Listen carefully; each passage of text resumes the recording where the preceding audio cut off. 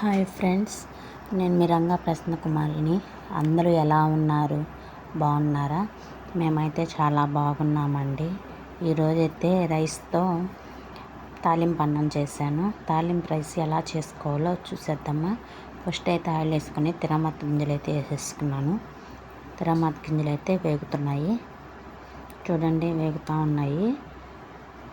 కొత్తగా మన ఛానల్ చూసేవాళ్ళు సబ్స్క్రైబ్ చేయండి, లైక్ చేయండి, షేర్ చేయండి, కామెంట్ చేయండి. మీరు తాలింపు అన్నాన్ని ఎలా చేస్తారో కూడా కామెంట్ చేయండి. ఇక్కడ నేనైతే కరివేపాకు పచ్చిమిర్చి అయితే వేసాను.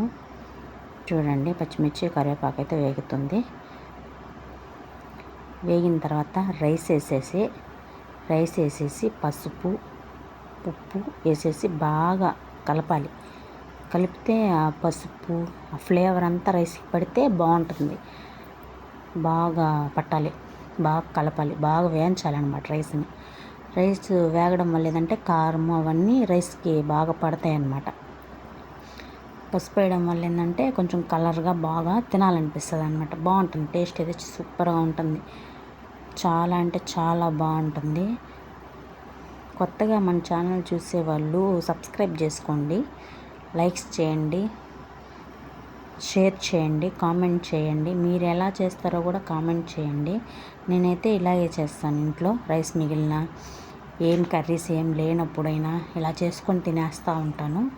మీరు ఎలా చేస్తారో కూడా కామెంట్ బాక్స్లో కామెంట్ చేయండి, ఓకేనా? చూడండి ఎంత కలర్ఫుల్గా ఉందో, చూడండి, చాలా బాగుంది కదా కలర్గా. బాగా మంచి కలర్గా ఉంది కదా. పసుపు వేయడం వల్ల ఏంటంటే అది లెమన్ రైస్ అనుకుంటారేమో, లెమన్ రైస్ అయితే కాదు, ఓకేనా? తాలింపు రైస్. అది చాలా బాగుంటుంది, చాలా అంటే చాలా బాగుంటుంది. చూడండి ఎంత బాగుందో, చూడండి. ఆ పప్పులు తగులుతూ తింటుంటే చాలా అంటే చాలా బాగుంటాయి. ఇవి పప్పుల కింద తగులుతూ ఉంటే అవి సూపర్గా ఉంటుంది అన్నమాట రైస్. మీరేమంటారో కామెంట్ చేయండి, ఓకేనా ఫ్రెండ్స్? బాయ్.